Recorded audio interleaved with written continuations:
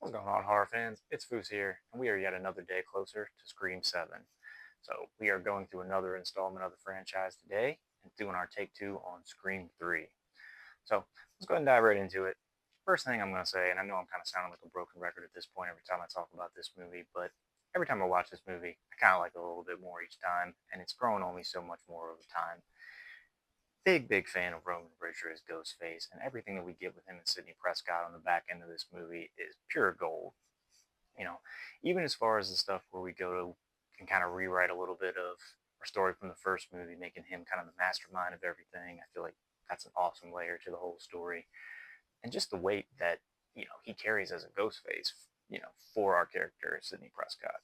And kind of to that point, I recently saw some discourse online, where people were going back and forth about who was the most, who had the most effect on Sydney as a ghost face, I should say.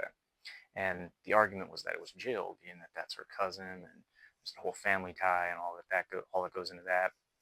But obviously, there's a family tie with her and Roman as well, albeit she just finds out about it. But still, there's a lot that goes into having, you find out not only is your mother leading a double life and she has this child, so you have a sibling you never knew about, but he's also a serial killer that has masterminded all of this drama throughout your life.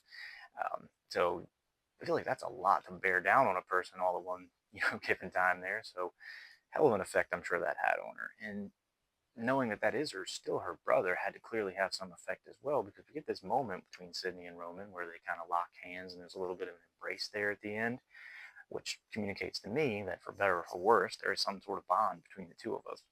Um, so yeah, I'm going to argue that Roman had the most effect on Sydney as a ghost face. And honestly, I don't even think it's close. I mean, the more that I'm thinking about it here. So, but can't talk about Scream 3 though without talking about how much I enjoy Jennifer Jolie. I feel like I gotta shout her out every time we talk about this movie. What she brings to this movie, as far as the comedic relief and all of that, she's a classic character. And her whole little back and forth with Gail throughout the film, their little dynamic duo thing they've got going, priceless. But last thing I'll mention though on this one is, if you haven't already checked this out or aren't familiar with it, I'm going to shout out the Scream with Ryan C. Showers podcast. He recently did a commentary on his podcast of Scream 3, and kind of cool to hear such an avid defender and fan of Scream 3's perspective on all the little nuance and detail that they see going through into this movie.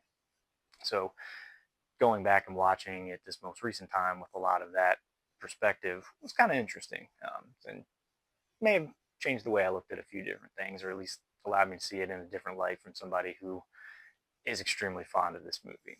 And as I said before, this one just ages like fine wine for me. Definitely going up the list more and more that I watch it. So, big fan of Scream 3 at this point. But that's all I got on this one. Looking forward to talking about Scream 4 next. So, be on the lookout for that. And keep counting down these days to Scream 7. Watch out for the spoiler trolls out there because they're in full swing.